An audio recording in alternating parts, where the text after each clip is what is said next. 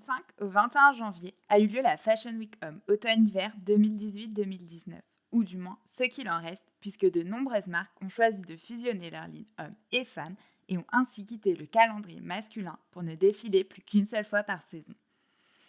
Ce n'est donc pas à New York que la Fashion Week a commencé cette fois-ci, puisque pour la première fois, les calendriers hommes et femmes vont fusionner en une seule grande Fashion Week de 10 jours qui se tiendra cette saison du 5 au 14 février. Nous sommes donc à Londres et ici, la créatrice irlandaise Bethany Williams a fait une entrée remarquée en proposant une collection éco-responsable composée de seulement quelques looks qui ont tous été réalisés par des anciennes toxicomanes ou des détenus de la prison pour femmes de Sutton. Chez Grace Wells Bonheur, gagnante du prix LVMH en 2016, on se réjouit devant tant de diversité. 22 passages et une dizaine de modèles noirs du jamais vu. Et si les choses étaient vraiment en train de changer ? De manière générale, la nouvelle génération crée l'enthousiasme avec le succès des shows de Charles Jeffrey Loverboy, Bobby Abley et Men. Changement d'ambiance au Pitti Uomo, grand salon incontournable de la mode masculine à Florence, où les créateurs Jun Takahashi et Takahiro Miyashita sont à l'honneur. Enfin, ce qu'on a surtout retenu, c'est que le fils de Roberto Cavalli, qui vient de lancer sa marque Triple R, s'appelle Robert, et que le bodyguard de Karl Lagerfeld va sortir une collection capsule. Au même moment, le gratin de la mode internationale a rendez-vous pour inaugurer le Gucci Garden, soit le nouveau musée Gucci situé dans le Palazzo della Mercanzia à Florence et mis au goût du jour par Alessandro Michel himself. En gros, on y trouve de grandes salles d'exposition, une boutique avec des articles uniques et surtout un restaurant tenu par le chef triplement étoilé au Michelin, Massimo Bottura.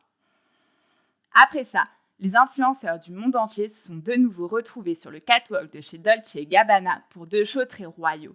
On a repéré, dans le désordre et pour les connaisseurs, Twan Keeper, Cameron Dallas, Will Peltz, Christian Cazecombs, le joueur de foot Paolo Dybala et enfin le chanteur Maluma.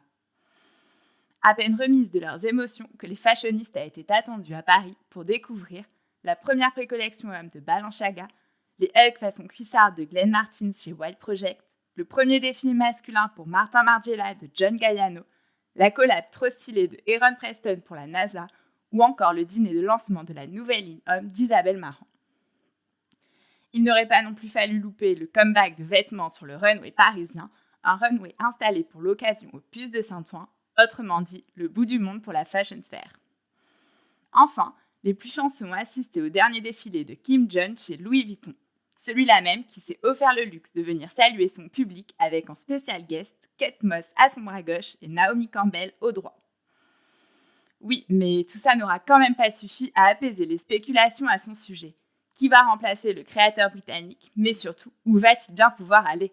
Kim Jong chez Versace ? Kim Jong chez Burberry ? En tout cas, pas Kim Jong chez Céline, puisqu'un certain dimanche, à l'heure où le commun des mortels était encore en pleine grasse mat, LVMH annonçait la nouvelle. Eddie Slimane arrivait chez Céline. Il allait même étendre la marque à la mode masculine, à la couture et au parfum. Il allait succéder à la très talentueuse et appréciée Phoebe Philo, l'effet d'une bombe sur la fashion sphère.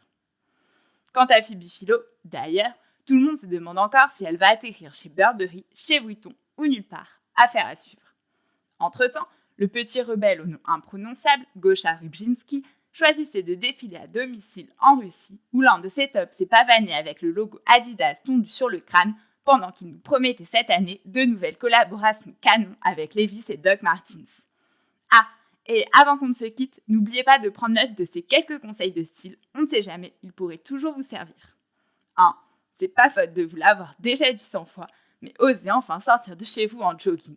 Et s'il est temps de Nîmes, vous n'êtes certainement plus très loin d'être le roi de la street. 2. À l'occasion, faites-vous des tresses.